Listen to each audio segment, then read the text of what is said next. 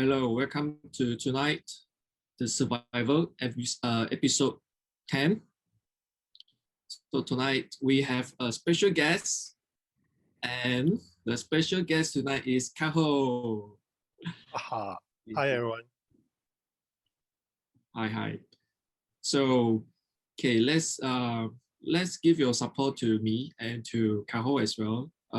Okay, this is the first time I'm hosting the survival episode 10. So frankly speaking, a bit nervous tonight because this is the first time doing live in FB or Facebook or YouTube. So yeah, tonight we're going to ask Ka Hoe to share his stories, his experience with us tonight, as what we have done with the previous 9 guests coming to the survival. So tonight we have Ka Hoe on the so-called hot seat, and yeah, it's the best time for you to ask Ka Hoe any question right now. I don't know whether Ka Hoe is going to share a lot about his personal life story or other stuff, but if you ask, probably you get the chance for him to answer your question. So this is going to be a bit casual for both of us, right? And yeah, you look good, by the way, Alan. Oh, thank you for the compliment. So I have to dress up a bit for today's special event. Lovely. Actually, if you notice my background, normally you see that I would always put up a very nice background, but today I'm like my background, all things bar. I mean, all things open. So ask me any question if you want to, and I'll do my best to answer you. Great. Okay, so we are streaming to Facebook, and so if you have any quick question, you type in the comments. So probably I can see it at my back end here. Also in Zoom, we have 10 attendees joining us in Zoom right now. So if you got our invitation and you're in our Zoom session right now, please do type in your question here as well in the chat, and Ka Hoe will see the question as well. Correct. So shall we start? Yes, without further ado. Okay. So maybe Ka Hoe, can you share a bit about your background? Because okay, some might know that you are the founder of 𝙤𝙤𝙬𝙧𝙖, but other than being the founder, can you share maybe previously what's your story, or what are the other industry that you have involved in before? Actually, I started my career. Many people who do not know, I actually came from an IT background. So I started working in a bank for about 7.5 years. So 2 of the bank I work so happen is a Singaporean bank. And eventually, I believe most of us can relate, how sometimes when you work, you get into a lot of political shit. And that was one of my that was actually my first crisis. We're not going to talk about that. But eventually I decided that I wanted to leave corporate because I wanted to be in an environment where it's a win-win, you win, then I win. So we win together. Rather than in corporate, I think most of you would know that it's a dog-eat-dog world. I have to win and then you have to lose, So, and that's where I actually went into Prudential as an insurance agent, mainly because I wanted to start doing business, essentially, after being inspired by this book, which Dean Young said that in episode 8, Robert Kiyosaki, Rich Dad Poor Dad. I think many of you have read it. So I wanted to start a business, but I didn't know what business to start. Eventually, I know I want to help people. Then I know I'm good in maths, and I like personal finance. So that book sort of helped me to develop my personal finance skill, because when I hit my first crisis, it was an eye-opener to me that at a point of time I already have 2 property, but I was on the verge of failing in one of the mega projects that I was heading.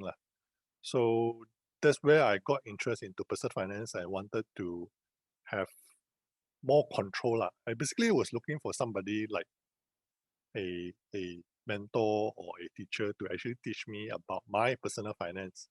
But I think the time in 2007 is actually very hard to find.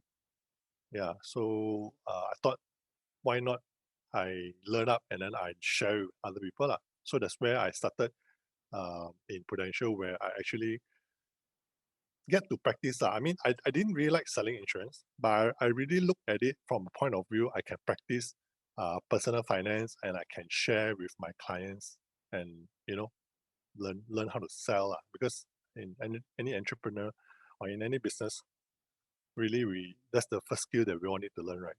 I learned. Yeah. And I also noticed that you are quite different from other financial advisor, because I noticed that you do have a license. So is the license a requirement to be a financial advisor, or is it a bit something on your own? I mean, you took up the license. So I mean, at the point of time when I was holding an insurance license and practicing as an insurance agent, at the time, of course, I also did tell people I want to share with you financial planning tips, how I can plan for you financial planning, which isn't wrong. It's because insurance is actually one of the component in financial planning, maybe step 2 or something. But I guess because of that, that's why a lot of people got confused, that they think that financial planning is about selling insurance, right? Because ever since then, I think nobody wants to be sold insurance, right? So people use financial planning as a sort of like a disguise. But when you actually meet your client, do you really talk about financial planning? Then that's a different question. For me, I do, So I actually go to the extent of helping my clients do talk about cash flow. Some actually I learned from there, and then I was teaching or sharing with my clients then really. And as a result, there is a difference between a insurance agent, a unit trust agent, versus a licensed financial planner. So I actually got my license in 2014 actually. Yeah, I got distinction. Wow.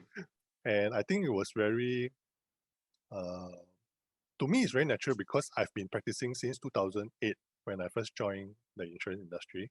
Then by the time 2014, I basically have done a lot of things, which to me, it was very straightforward lah. So when I got my license, basically, I thought the world would be different as an agent. You need to sell. As a licensed financial planner, you don't need to sell. But actually, it's not lah. So in detail, or in a gist, what does a licensed financial planner do is basically they actually work with their clients to plan out their blueprint, their financial blueprint, so that they are able to achieve whatever goal that they set out to do, whether it's a financial freedom goal, it's a retirement goal. So right now we are helping people to get out of their debt situation. So it's like a debt-free blueprint. Yeah. I see. So to put it in a way, having being a licensed financial planner is actually having a bit more superpower compared to a financial advisor from insurance, because you have more knowledge, you gain more details, more information on how to help people to structure their finance. Can I say in a way? I wouldn't say it's superpower. I would say it's more of a responsibility, because if you really understand the legality part of it, when back then when I was still an agent, right, if you were to do any mistake or any negligence, there will still be an insurance company to be in between you and bank negara lah, no? But as a licensed financial planner, really you are very close to bank negara. There's nothing in between already. So if you actually make a mistake or you have negligence in your advice, people can take you to court and sue you. So that's why we really have this responsibility of making sure that whatever we advise, making sure that whatever we get our clients to do is, for me, I take it a bit further lah, not just making sure the theoretical part lah, but I normally do it for myself as well. So that's why later, if you have a chance, then we'll share with you more details of some of the mistakes that I've made, resulting in my second crisis. I see. Okay. So before we delve into the juicy part of the crisis, which everyone I think is waiting or eager to hear, maybe I want to just find out more about this licensed financial planner, because I heard that to be a financial planner, you need to have take a test. Then after that, you also need to be accredited or need to be how to put it? Your name need to appear in the Security Commission, SC they call it. Yeah, so just like a medical doctor, how do you know whether the doctor is really a doctor? Is whenever you go into clinic, you don't check because you have this trust that they are genuine, right? But in reality, there's a way how to check. You can go to Malaysian Medical Association, you can put the doctor's license and you can check whether it's valid or not. So it's the same thing for financial planners as well. You can go to this website in SC where you can check typing the code to see whether this guy is really licensed or not. So from there, there is nothing, or that's a better way of how people can verify. And on top of this, during my time when I got my license, those days, you actually have people sitting one exam per year because it's a 7-paper thing. So they actually take their time sitting one exam per year. So when it came to my time, the time back in 2015, they have this acceleration course, which you need to be in the industry for at least 3 years, the financial industry. Then after that, you can take this acceleration course, which is only like for 5 days. So you go for the exam, and then you have to write a case study of an actual person's situation. Yeah. So you have to dissect, and then is it a real case study or is it something that you just came across or what? It's a real case study. So basically, I invited one of my clients, a couple, who have been with me since 2008 when I started my insurance career. And when I told them, I said, hey, would you be interested if I do for you a financial blueprint at no charge? Then they should say, of course, they'll say yes, no. So I'm happy to share that, before I started tracking their net worth, of course, we have no idea how much we help them, but intangibly, we did help them. So by the time when we start tracking them, I felt very happy one day when they came to me and say, hey, thank you, Ka Hoe. You actually helped us to grow our net worth to 3.5 million back in 2015. Wow. So, wow. Yeah, so that's something which I feel very happy and proud of, that money cannot buy. Yeah, the accomplishment, the recognition, the award, the rewards, and the feeling that the customer, the clients, I mean, I mean, for sure they are happy. They have 3.5 million sitting in their pocket right now or in their banks, and I'm sure that the savings or the money is still growing because they're getting interest, And the reason why I asked a bit more on your background or your experience, because probably we want to give some context to the audience. The people who are listening, so they know what is your profession, and then what the things that you have been doing. So after having the license, being a licensed financial planner, how do you come across the second crisis that you mentioned? How come? Bad things happen. In fact, just to give a backstory to this, right? Yeah. Like I shared with you earlier, when I started my career in insurance was in 2008. And by the time when I finally made a switch to being a licensed financial planner was in 2015. So my second crisis actually started in 2015 itself.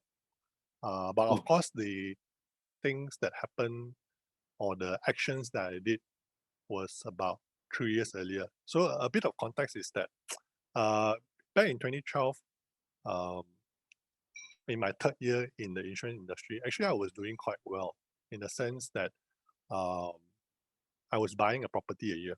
So in my dreams, I never thought that after I go through my first crisis, right, having 2 property already, and then in 2010 I bought 1 property, 2011 bought 1 property, 2012 bought 1 property. So I thought, oh, that must be something I'm doing right, which I should continue doing. Never in my life have I think that I can do such thing, And funny story was that in 2012, when I met this ex-colleague of mine, who was also from the bank,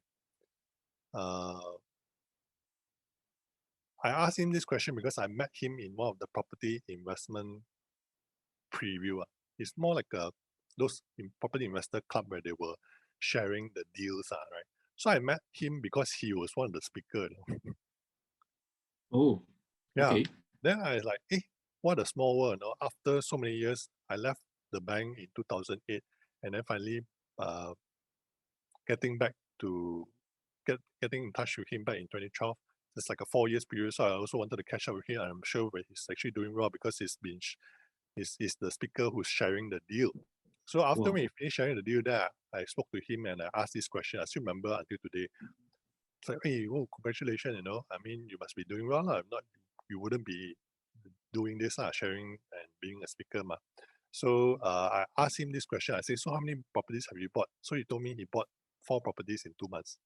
Then my jaw dropped.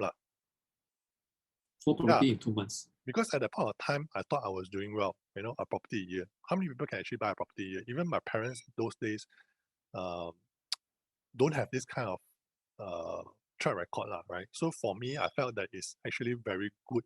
And in fact, at the point of time before I met this friend, I was very happy already, But I guess maybe 2012, I was also doing very well. And then when everything go smoothly for you, how you feel very arrogant that everything that you do also sure can one, So I asked, how do you do it? So he told me to join this property investment course, which I did. And lo and behold, I managed to get similar result like him, which I managed to buy 16 property in 3 months. So at the point of time, I remember I was very happy, but I sort of have this inner feeling that I know I haven't reached there yet, right? I don't feel that I've been there, done that, or at the top of the world to be the number one. But at the point of time, a lot of people were congratulating me, asking me to do sharing, which I'm very happy to share.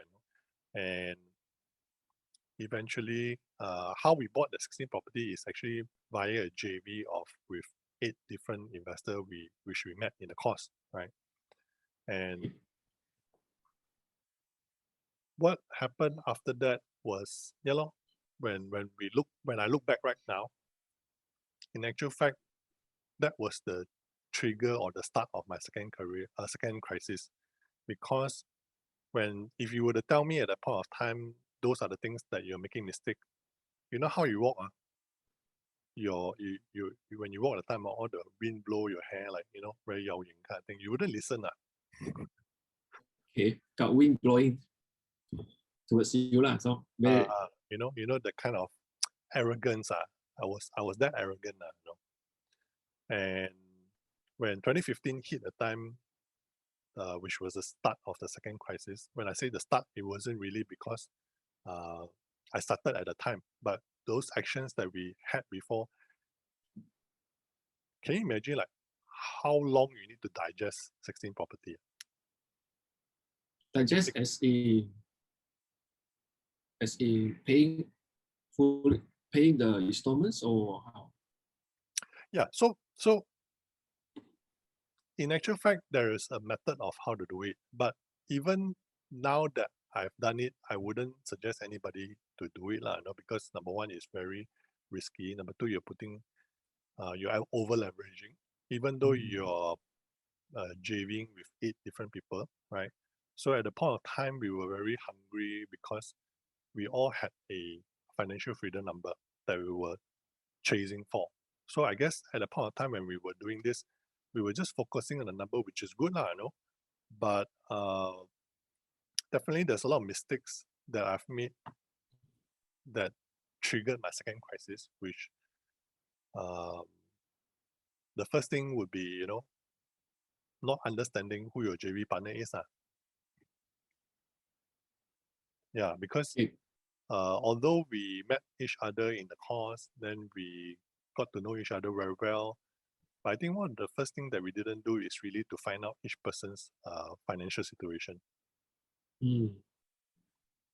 Which lead to the second part, which when you're chasing for numbers, right? I felt that when I look back right now, between the time from 2010 to 2012 versus the 2012 to 2013 where I bought the 16 property, right? I would say that a lot of the property that we bought during the 2012 to 2013 period was not as good quality as those in 2010 to 2012. So you are saying the quality of the property that you bought is dropping? Yeah, and mainly Okay. because the reason for that is the cost has a way of generating you into very high emotional state. Talking about trusting your partner. So we got into it by getting the result. I mean, we were excited because we are getting result. But I guess we never really look at the holistic, the overall view of what is it that we are getting ourselves into. Because our parents always talk to us, joint venture, please be careful. Guarantor, please be careful. But I guess at that point of time, my thought was also to go through it. And, because I aim to become a financial planner, I wanted to advise people before I could do it. I wanted to experience it for myself. That's one of the few things that the kind of extent that I went to. Well, that's kind of there's a word for that. I'm lost for the word right now. Is go to the maximum extent. Yeah, extreme. 16 property in 3 months time. So the property that you are holding, I mean, some of them are still making you a profit because there are people renting it, and there are some empty ones. I mean, you just keep on paying for the installments, right? So at the tip or at the peak of the situation, can you imagine our installment was about 40,000?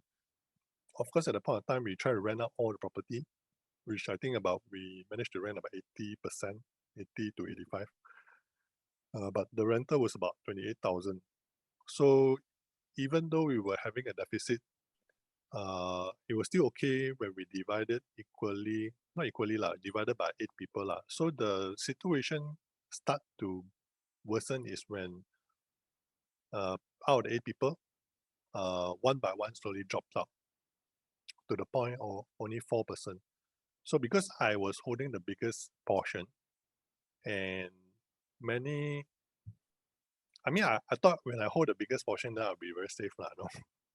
But actually it was the other way around, So I was to the point that because I had the biggest portion, then I had the biggest portion to lose. So I was also helter-skeltering, trying to make sure the property is rented out, trying to calculate the portioning for each person, It's like a sinking boat like that, when there's 8 persons supposed to be supporting, let's say the boat, right? Suddenly the boat now got a leakage in the hole. And then you only left back 4% because the other 4% jump out to the ocean trying to save themselves because they say that their financial situation was bad. And then the other 4% left back trying to scoop water out of the boat, but it's actually sinking, So some people have to take a bigger share, which is one of the things that I thought I did, because I think people who know me well, they know that I'm somebody who responsible, but sometimes I felt that after looking back, maybe I'm a bit too responsible as well, to the point that I'm hurting myself, hurting my family as well. Yeah, because when you mentioned that it's a JV between 8 person, and then when some people decided to jump off the boat, then some people need to pick up the bucket and start scooping out the water. They need to scoop twice as much harder than before. Okay, so then this is the beginning of your second crisis. But can I ask, what's the first crisis? Because you mentioned there's a second, people will wonder, what's the first one? The first one is the situation when I had in the bank, because like I said, it's very political, where I actually was managing a 2 million ringgit project in this multinational bank. There were a lot of backstabbing, there were a lot of political. Basically, my intention is to make sure that the project gets done, right? The time we were doing this outsourced project, because you know how check deposits, now we're phasing out check deposit. Those days, the banks in 2004 already started to have this idea of outsourcing the whole department so that they can save costs. Yeah. Correct. So because of that, I was put in charge of one project, which is this project, which is 2 million. And then how it works at that point of time was that you basically needed to find different people from different team to make up your team. So even though you have a very high rank there, it doesn't mean anything. Ultimately, everything gets done by relationship. And if you know me back then in 2004, I'm somebody very, in Chinese, they call me very square, very kayu. Square, very stick to the rules. Yeah, very stick to the rules one. So for me, it's like, I ask you to do it, then you do it. But in that setting, in the environment, it's about how well you can connect to people, how influential you are to get people to move. So eventually, cut the story short is that the whole project failed. I didn't let go. I still hold on to responsibility to the point where I got into depression. That's why last week when we talked about with Ruiz, I can totally relate because I actually contemplated suicide because at that point of time,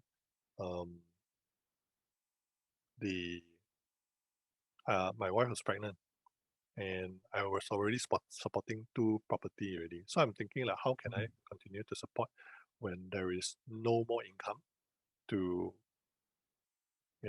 pay the property? And then if I were to resign, going to another IT company, because IT is actually very small, right? People talk a lot, right? So I felt I had nowhere to go because there was nothing positive that I'm going to tell if I quit now and move on to the new company, right? So I cannot tell them that, oh, I screwed up a 2 million ringgit project. That's why I'm here applying for a new job. Cannot, ma. Yeah, that would be not so good lah. Yeah, so I got into this depression because I didn't know how to get out of the situation. Because if you know me from childhood, I've been somebody who has been very successful and failure wasn't a word in my dictionary. So that's why I've learned because it was my dad who actually helped me to get out of that situation because he gave me the courage to resign. And because he's better, he understands what the whole situation was, and he knew that it was a very political thing. So political, either you play it or you get played lah. There's no way out one, right? So he gave me the courage to resign, which eventually when I tendered, then my supervisor actually told me not to resign. And within the 1 year, I was like cold storage. Yeah. So at that 1 year, that's where I started reading. I started exploring into my second career, which is the insurance, which I was telling you about. I see. I mean, your dad is quite a very wise guy. So, I mean, there's reason he asked you to do so, but it happens that the supervisor is also quite understanding lah. I mean, he knew that it's probably not your fault to have the issue coming up. Yeah, but I wish my dad was still here because he actually passed away in 2012. So I also did make him a promise that I'll take care of the family after he left. But that's why when my second crisis and my third crisis, I got deeper into depression because of the responsibility that you given your word to your dad, and in a way it sinks you deeper, Yeah, because I thought whatever I was doing actually is moving the family ahead. But I guess the second lesson here is really about the emotional state, because what we realized, or what I realized after looking back, is that 2010 to 2012, basically I had a system to follow. But 2012 to 2013 is very emotional. I didn't even follow the system. Even though the property investment cost, the first property that we bought, we made money. But after that, everybody was so high. The situation was like this, I trust you have done due diligence, then person B would trust person C to do the due diligence. So then person C will trust this person D to do due diligence. So eventually nobody did the due diligence. That's why the properties are shit properties, right? Oh, Yeah. So this is a very hard lesson, which that's why I continue to share this in my class so that people don't make the same mistake as I did. okay. And coming from that, I mean, learning from the lessons, if let's say I have a property and I put it in front of you, would you be able to tell, this property can buy or this property you should avoid? I mean, what's your take on this? Is it like, okay, I know this is a shit property or something good you should buy right now? To be very frank, I have not been in the market for easily 5 years already because that's what I mean by digesting. Digesting means is after you bought a property, making sure the property can run by itself, and then some of the property that is shit property which we didn't cut, and only recently, which remember I was sharing with you in one of our daily huddle, that that realization finally came to me that we should be cutting some of the bad assets, right? But having said that, even though I'm not in the market, um, I would say I'm still about 60 to 70%. I mean, because I made so much mistakes, roughly you can tell whether that property is shit property, or we can't tell whether it's grade A, grade B, but grade C, grade D, grade E, you can tell straight away. I see. Okay. Now, I smell something interesting here. So, okay, those people who are in the room, the attendees, and probably those are watching in the Facebook Live, if you would like to find out from Ka Hoe, I mean, this is a bit sidetrack a bit. If you want to find out how Ka Hoe choose the property, or you want to learn from Ka Hoe, maybe he will do another sharing in the future, please just type one in the chat that you are interested to find out how to buy good property and not cheap property, so that if you're interested to invest in I mean, some people like to buy property for investment and you want to grow your investment, or maybe you want to find out, hey, if I am buying the right property or am I buying the cheap property right now, you type one in the chat. Okay, the more people who type one in the chat, probably we will brainstorm, and then Ka Hoe will come out with another sharing session on how to buy properties. Nice, good, making money properties. Anyone interested? You do, type one. Okay. So coming back to the crisis that you are sharing just now.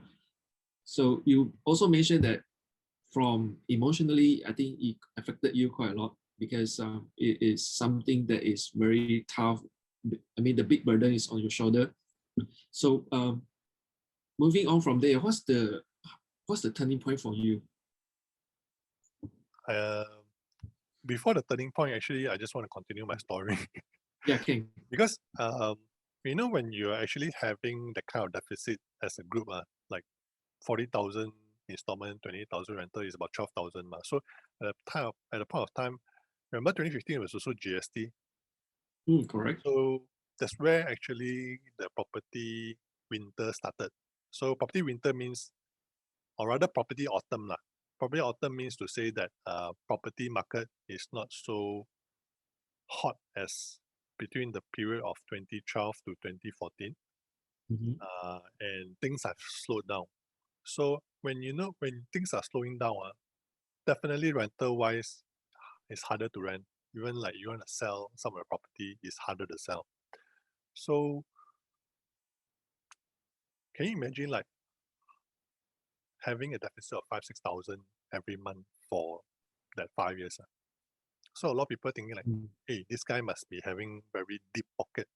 The truth of the matter here is that I don't have a lot of deep pocket, but I guess when I look back right now, it's really the financial planning skills that I've learned that has kept me surviving, because I see a lot of people who are from the same property investment course, getting the same situation. Many of them have actually either dropped out or got into bankruptcy. I think one of the saddest news that I've heard was somewhere in 2018, 2019, where people were actually committing suicide. That was very sad to me. Yeah, that was very sad to me. So at the point of time, I wanted to step up and share my story as well as to tell them there's a way to help. Although I wasn't anywhere near turning around lah, because I was still struggling with my situation. And if you are also struggling in a situation, maybe after this story, then you can avoid this lah, because my perception is that if I'm having a deficit of 5,000 to 6,000, the next thing to do is to get into business, because business, as we all see it, people make fast money, make big money, right? Yes. That's hard. That's further from the truth, lah. So I invested into one business because we still have 4%. So one of the opportunity came in for me to invest into my partner's restaurant, thinking that business should be able to generate instant cash. But 2015 to 2018 actually was a very tough period because of GST. So if you guys are considering trying to recuperate from your deficit by going to business is a very cruel world, because we all know the statistics. Every 10 business that start up, 8 will fail, only 2 will survive. Then out of that 2, in the next 5 years, another 80% of that 2 will die, and then 20% will survive. So I learned that the hard way. Yeah. So at the point of time when I hear all this suicide because people were buying property, over leveraging and committing suicide because they got nowhere to go, at the point of time I was so stuck, and I although as much as I want to help, my coaches were telling me, you better help yourself first. Get yourself well, turn around, and you can share a story later lah. But deep down inside, I felt that, like the 𝙤𝙤𝙦𝙦 kind of thing lah, because definitely there's certain things that I'm doing right, which if I share, then definitely I can help certain people, right? And I guess that's where I have this pent-up feeling until 2020, where that's where I met you, Alan. And then I started J Advisory.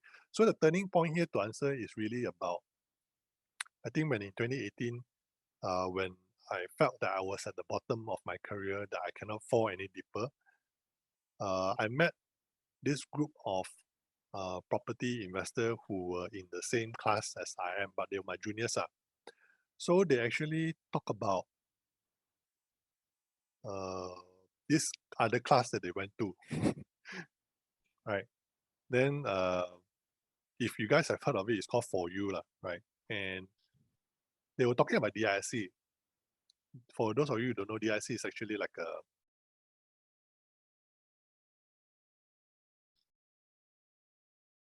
the DISC.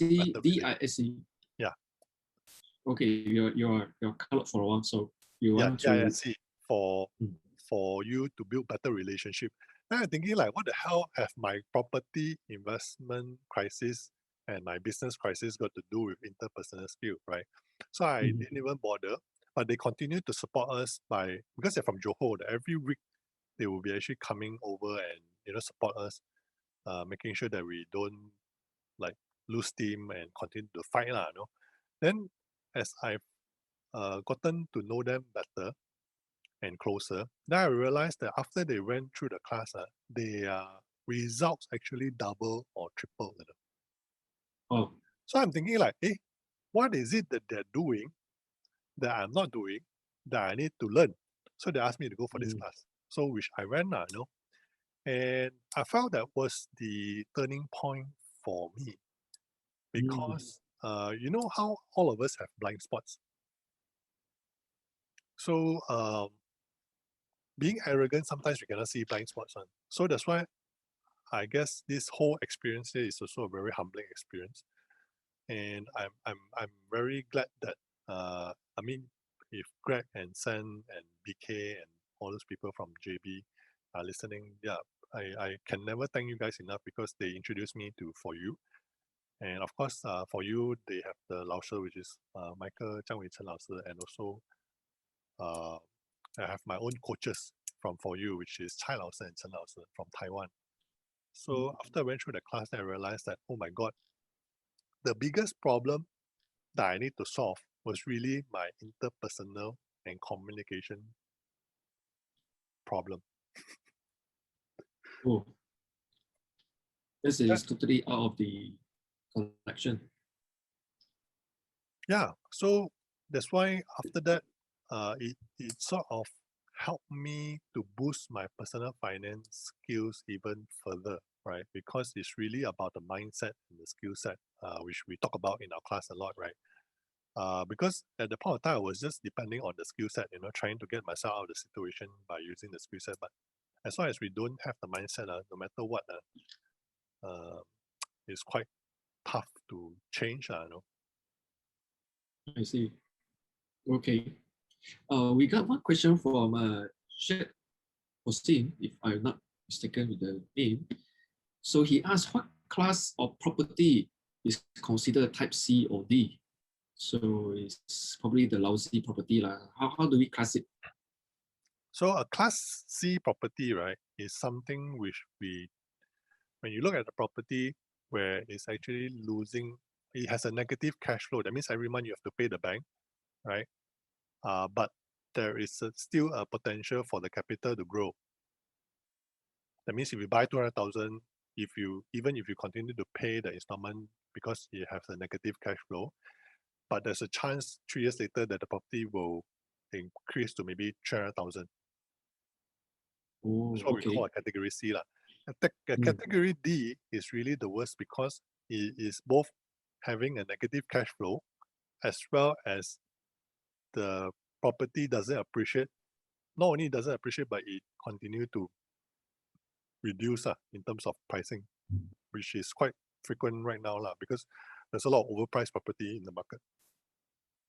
Especially in KL right now. I mean, I heard that some people, they are saying that, okay, actually the property price right now is too high already. It's too high. It probably worth 500,000, but they are pricing it at 800,000, 900,000. Then people are still buying it. So probably in the long run, I mean, if the crisis right now that we're having right now, it is not going away anytime soon, I am sure, or probably you also agree that the property price will drop. Yeah, for sure. That's why if you buy property with the intention or with the hope that you go up, then I'm sorry to burst your bubble that right now, I mean, we have gone past the period where it used to be like that. Those days was back in 1980s, 1990s. Yeah, even 2000 still got. But right now it's a lot harder because of the oversupply of the property. Just to also share that I'm not any property guru. It's just that I made enough mistakes to be able to make this kind of comments. But of course, if some of the property which is the newer property which I haven't covered before, I probably have to look at it to understand and to give a grading. Yeah, okay. I think there's a good disclaimer from your side, but I think having this kind of experience, I think you also qualify to give your opinion. Okay, opinion is not a statement on the types of property that is available in the market right now. And I think there's quite some tools that's useful online that we can use to check property price, or to find out the property location, which we will share if we have enough interest from the audience. Okay, I'll do some baiting a bit because as we know right now, during the crisis, the property price is dropping. Okay, crazy. Okay, everywhere we have people telling me, hey, this is property going for auction, this is property they want to sell. People want to let go, they want to get cash. But we have enough supply right now in the market. There's lots of property. Question is, how do we choose the right one? Actually, I had this conversation with one of my mentees. He actually came to me asking me to continue this one-on-one coaching with him. He's somebody who bought 30 properties. Wait, what you say? How many property? He's somebody who bought 30 properties, but like I said, 30 property is not 30 entirely owned by him. He still have maybe a portion which is owned by him, and then the rest of it is still JV. But okay. This is the one thing I was sharing with him. Actually, we don't have an oversupply in the market right now. What I mean by that is we don't have an oversupply because you see there's a lot of people still needing housing one, especially the outskirts. Right now is we're having an oversupply of the wrong product.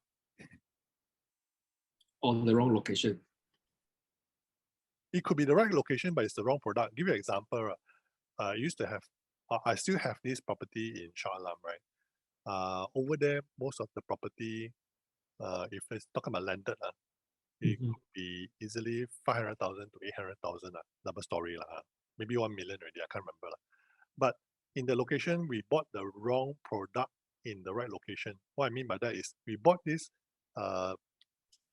condo which is 1,000 square feet, but you don't have a 1,000 square feet, the whole one floor. No, it's a loft. It's like a double story kind of thing. Oh, okay.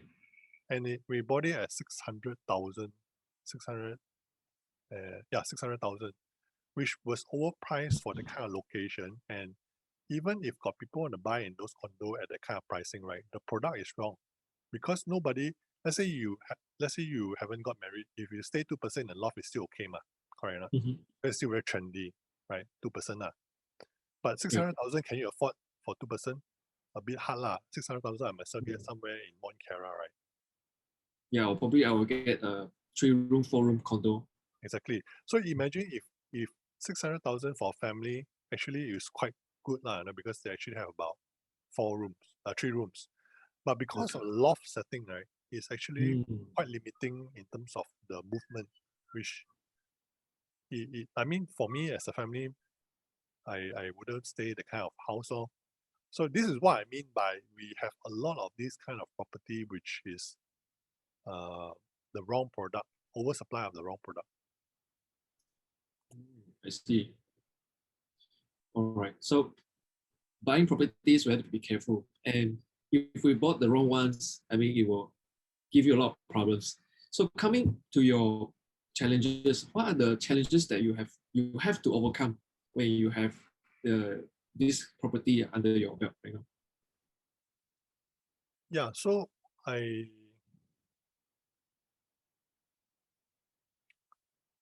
in terms of challenges, definitely a lot because I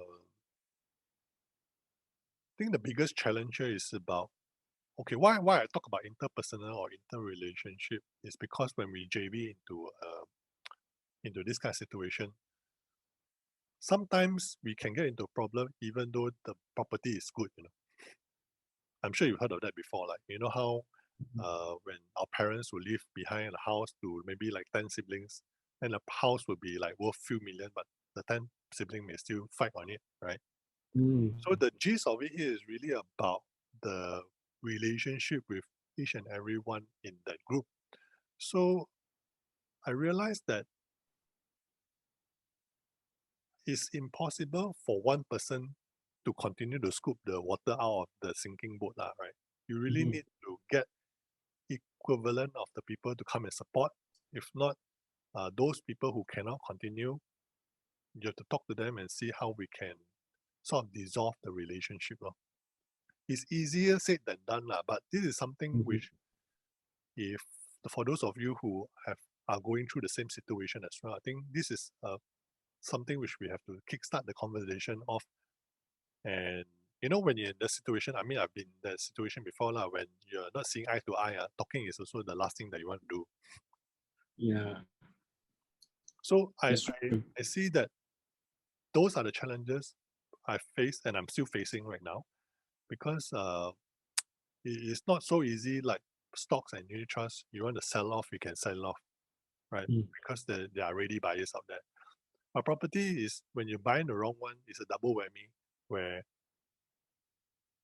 you not only have to contribute in terms of your savings and cash, but even if you contribute, the property price continue to reduce. So it's like, what am I continuing for?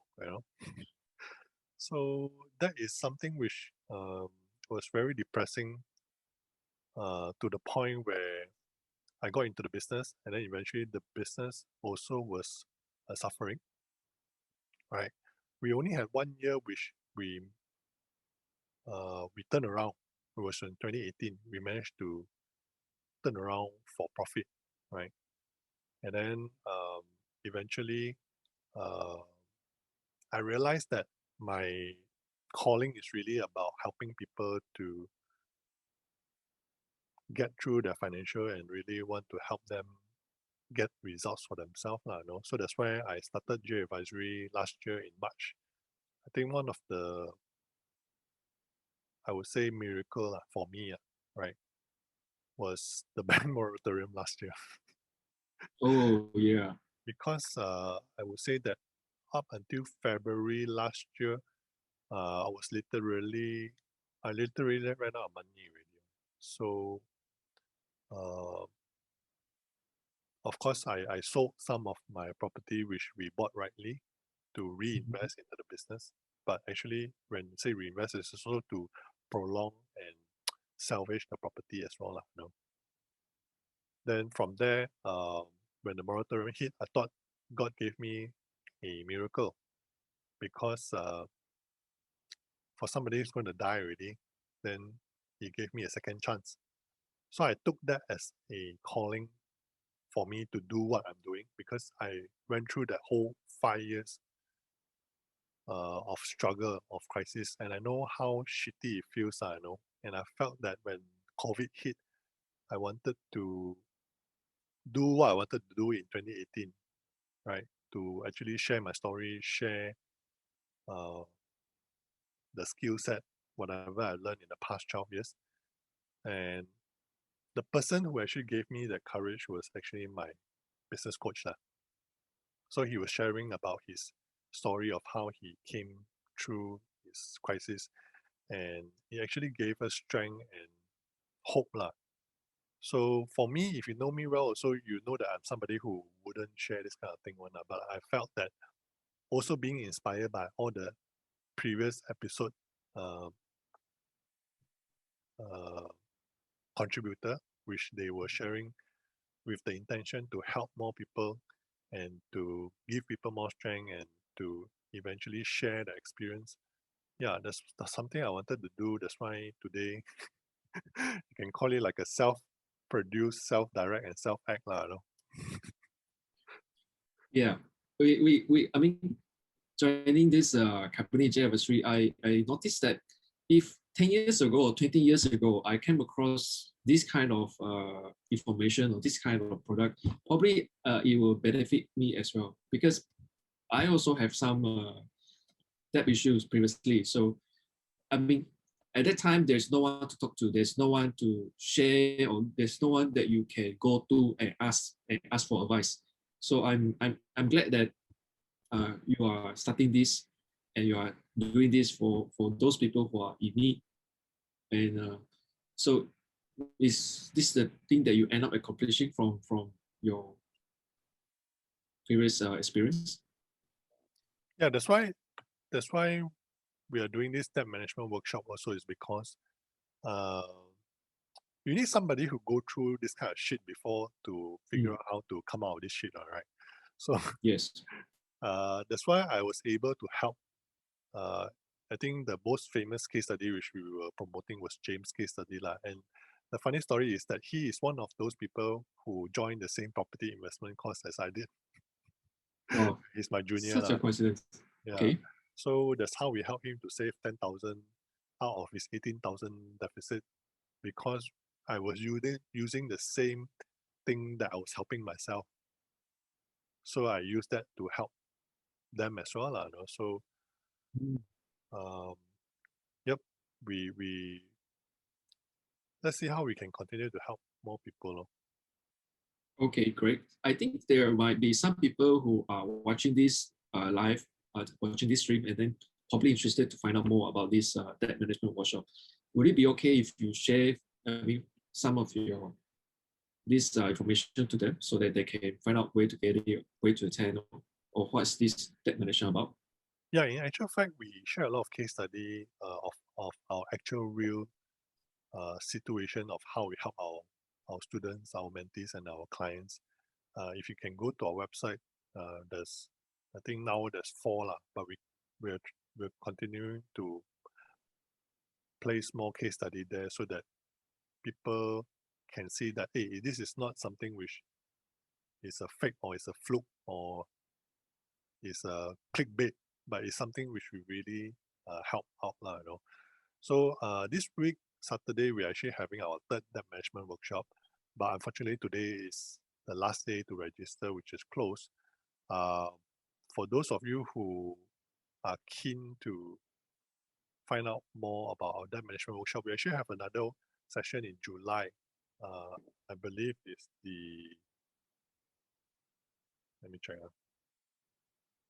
Yeah, 17 July. So it's a 4-hour workshop which we actually help people, and I'll be sharing 12 years of my experience in that 4 hour, which is not enough most of the time.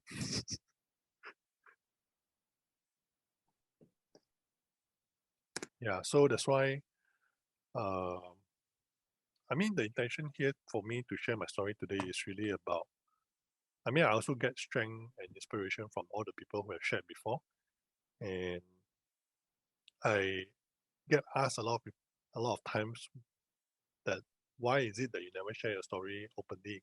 Why you only sharing your story in the class? Let's just say that I'm a very, like I say, I'm the type of person who don't really share openly. But I guess after seeing so many people share, then seeing people actually giving me feedback, thanking me, thanking our contributors, saying that whatever story that you've been sharing is very helpful. It helps us to get through our tough times. Some of them watch the webinar when they're having dinner. That one is really a big compliment. It's like your talk show, like Oprah. And I felt that, hey, if I can share my story openly and it can help somebody else, or even like those people who are struggling with property right now, hear this story. Although we don't have a straightforward solution of having to solve your problem, because actually property over leveraging is one of the hardest to solve. I'm very grateful to be invited by 𝙗𝙚𝙩𝙪 Property Investor Club to for me to share in their platform in July, because I was initially very concerned whether my sharing will benefit them or not. But after many people who have came to me and saying that it does help, then it gave me confidence and strength to continue to share my story as well as my learning. So I hope that those of you who are also struggling with property, it's not a straightforward answer. Even for me, it takes many different types of technique combined to sort of get through one particular situation. So imagine 16 property right now. We have sold about how many? This last 2 years we sold about 2 which was quite surprising, because a lot of people say that it's very hard to sell, but we managed to sell because we were cutting loss. So I think that's something which a lot of people need to know. And if there's one message I would like to share is, don't be afraid to cut loss, because for me, when I didn't cut loss and I continued to try and salvage the property, I actually make more losses.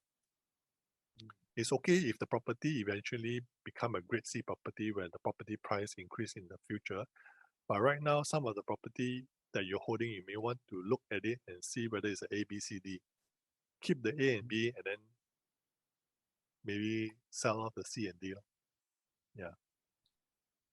Yes, when a person is bleeding, you have to think fast and then bandage the wound. Otherwise, you lost your blood, then everything gone already. Yeah, I think it's a good move done here. So, speaking of times really flies when we share our experience, share our stories. So we are almost, I think we are almost coming to the end of the show of this, the Survival episode 10. I'm sure probably some people will have some question to ask. I mean, if you are having some question, please do ask now. This is the time that we want to say goodbye. So if you have question, and we will ask Ka Hoe right now. Okay, this one from Michael. What is your advice about many properties gurus promoting no money down purchase? Wow, this is for a bit chilly, a bit spicy question. Michael, thanks for the question. Actually, even when I look back right now, right, I don't blame the property investment course that I went to because they were also promoting no money down purchase.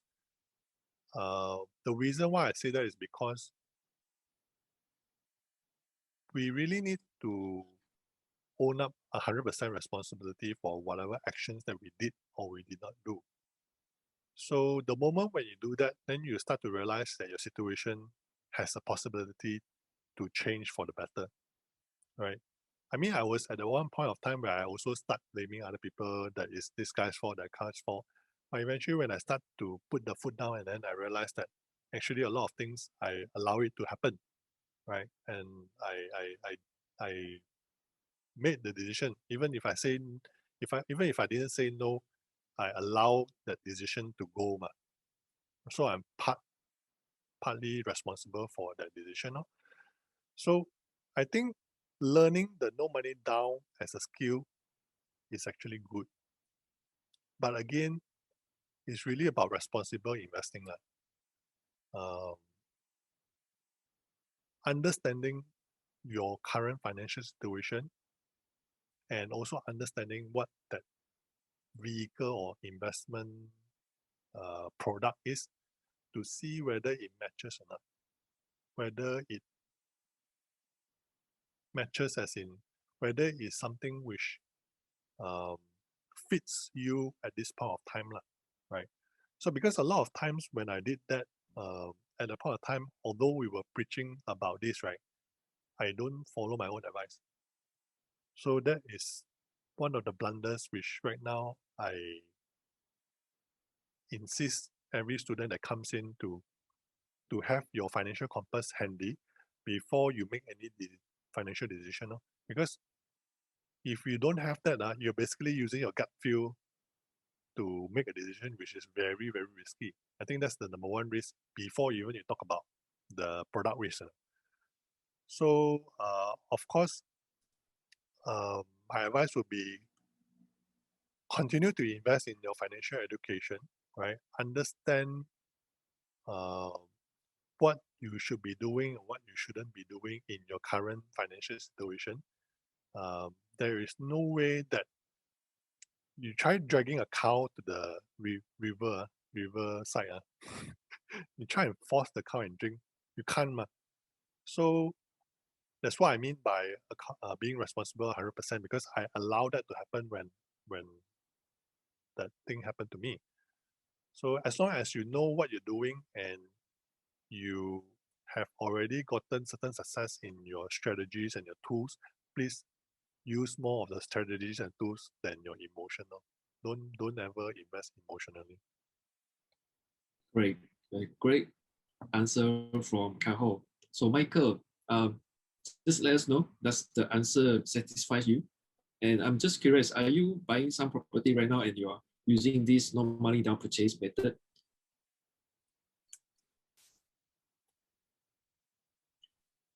Well, okay, Michael say, I'm glad you are real. It's good to leverage, but we must know our own finances and capability. Yeah, you are right, Michael, you are right. So do you know your financial standing and your capability right now? I mean, I'm not sure because I don't know you in person. So I'm asking if you know, then good for you because this is what we need to do before we buy anything, property, cars, or other kind of asset.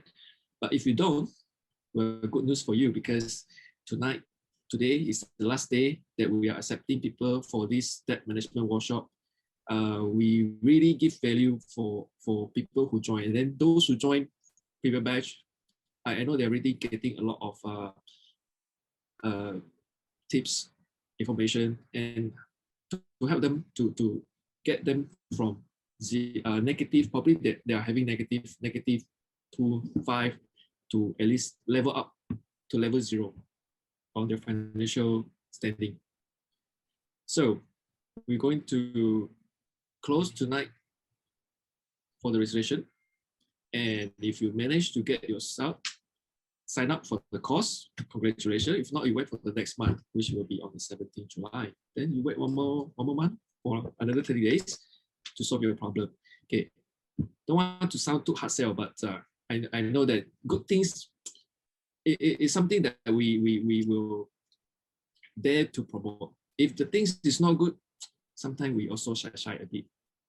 So for me, I've been helping Ka Hoe on the back end in the background. So I've listened to the content. You should come, okay? If you have the time, and you have the ability, I mean, you can pay for the workshop, please do come. We already have about more than 20 packs signed up already. So it's going to be quite crowded, but please do come, okay? Okay, Michael said, I am financially free, but glad to know that you guys are educating people about that and wealth building. Well, good job to you. So we want more people to be like you, Michael, being financially free, because this is our mission as well. Lovely, lovely. Actually, we love to connect with people who are financially free so that we can help more people as we go along. Yes. So I think we are coming to the end of the sharing for the survival tonight.